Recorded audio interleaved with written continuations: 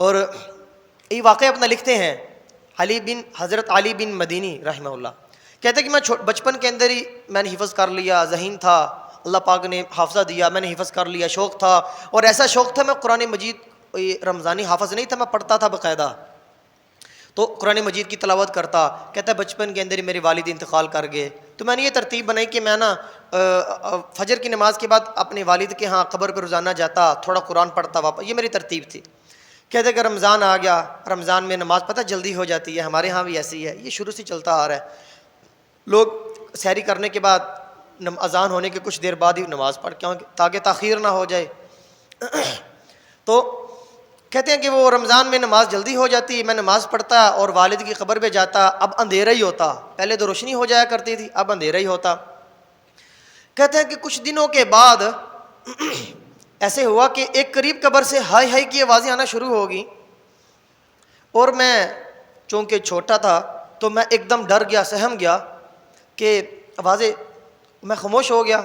پھر تھوڑی دیر کے بعد آوازیں آنا شروع ہوگی، جب میں نے غور کیا نہ دائیں سے آ رہی، نہ بائیں سے، نہ ایک طرف سے، نہ پیچھے سے آ رہی آوازیں، تو میں نے غور کیا کہ سامنے طرف میری ایک قبر تھی، اسی سے آوازیں آ رہی تھی۔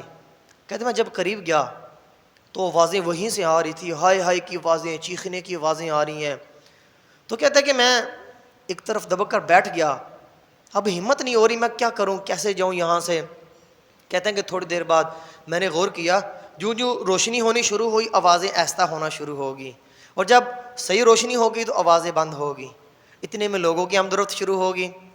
تو کہتا ہے کہ میں نے ایک آدمی سے پوچھا جو ہمارے محلے کی، میں نے کہا یہ آدمی کی قبر کون ہے یہ؟ اس نے مجھے بتایا یہ فلانا ہے۔ تو میں تو اس کو جانتا تھا۔ کہتے ہیں کہ وہ عبادات بڑی کرنے والا تھا، وہ بڑا مسجد کے اندر وقت گزارنے والا، تسبیحات اور نوافل کا اہتمام کرنے والا۔ میں نے کہا یار یہ تو میں جانتا ہوں اسے۔ کہتے کہ مجھے کچھ سمجھ نہ آئی، نیک انسان ہے، اس کی قبر سے آواز کیوں آ رہی ہے، اس طرح کے چیخنے کی آوازیں، اسے عذاب کیوں ہو رہا ہے۔ کہتے کہ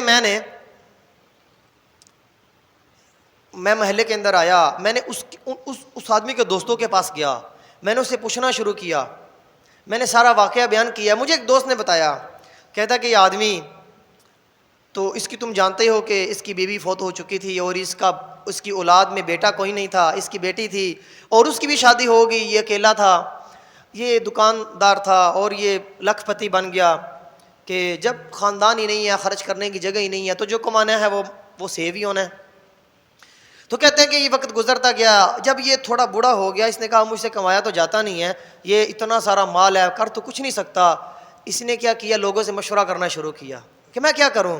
کہتا ہے کہ لوگوں سے مشورہ کرنا اس نے شروع کیا، لوگوں نے اس کو رائے دینا شروع کی، پھر اس کے اب یہ کہہ سکتے ہیں کہ اس کے خبیث نفس نے اسے مشورہ دیا کہ ہم کسی پر کیا الزام لگائیں۔ انسان کے دل کے اندر ہی رائے آتی ہے نا جس پر وہ عمل کرتا ہے۔ کس کے خبیث نفس نے اسے مشورہ دیا کہ تو ایسا کر، تو سودی قرض کے اندر ہی اپنے پیسہ رکھا، تو وہاں سے جو مت لیا ہے کہ اس پر خرچ کرتے رہے، تیرا سرمایہ بھی محفوظ رہے گا۔ تو کہتے ہیں اس نے اپنی دکان کو بیچا، سارا کچھ کیا اور اپنا سرمایہ وہ سود پر دے دیا۔ اب منتھلی اس کے پاس اچھی خاصی رقم آ جاتی، یہ اسی کو خرچ کرتا، اور فارغ تھا تو مسجد کے اندر زیادہ وقت گزارتا، عبادات کرتا۔ کہتا کہ اس طرح اس نے وقت گزارنا شروع کیا، آخر اس پر اس کی موت آ گئی۔